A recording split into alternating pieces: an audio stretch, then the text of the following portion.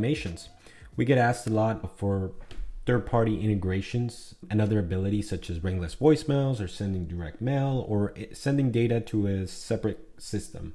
So the way you can achieve that through automations is an action called send webhook. So what you want to do is you want to grab this action, send webhook, and you're going to connect it as one of the steps. So you can put it anywhere you want on your automation. Now here it's going to ask you for two things, webhook URL and webhook name. So we're going to go over to Zapier. We're going to click on make a zap.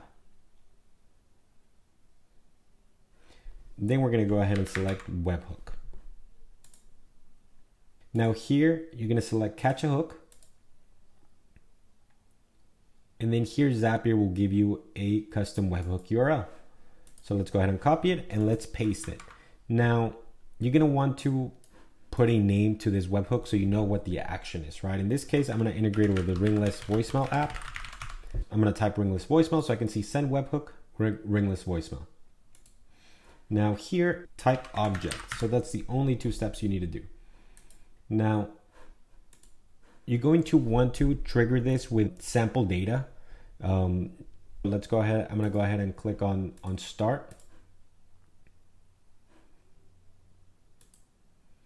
Now that it's running, I'm going to wait a little bit until it has triggered. So you can kind of see here, I have my send webhook demo. It's initializing.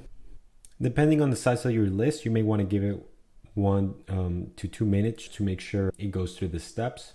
Here on past executions, you'll see your steps that have triggered. Now I can see it assigned randomly success, and then the send webhook ringless voicemail was a success.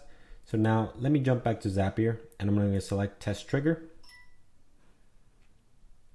Here you will see the information of your contact. So here I see Linda Gonzalez. I see the user that's in charge of it, right? So Orla Quality Homes. So this is the person that's assigned to it.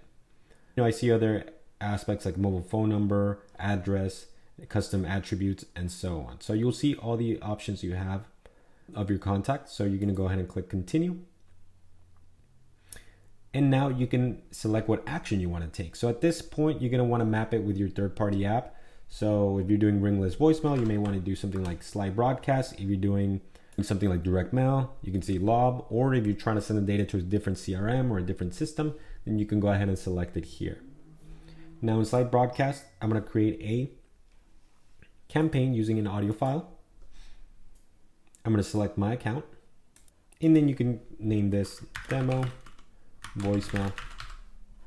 My audio file, I already have one here saved, so I'm going to go ahead and select it. You can upload one. Destination number, I'm going to go ahead and select mobile phone. Here we go. So it's the contact's mobile phone number. Caller ID. So this one's going to be the user. Send to mobile phones only. I'm going to put yes in this case. And campaign start Zap Meta Human now. And it will automatically set the time. Send to mobile, yes. And let's go ahead and click continue. Let's go ahead and click test and review. Now that voicemail will send to slide broadcast. Then within a couple of minutes, the recipient should receive a voicemail. And there you have it. This will behave different based on what type of application you're connecting to, but the process is the same. You're sending the webhook to Zapier. You have all the information there. And then from there, you can go ahead and interact with the third-party app of your choice to do whatever other action aside from the ones we have in Go CRM, be able to trigger them as part of your automation. If you have any questions, please let us know. Thank you.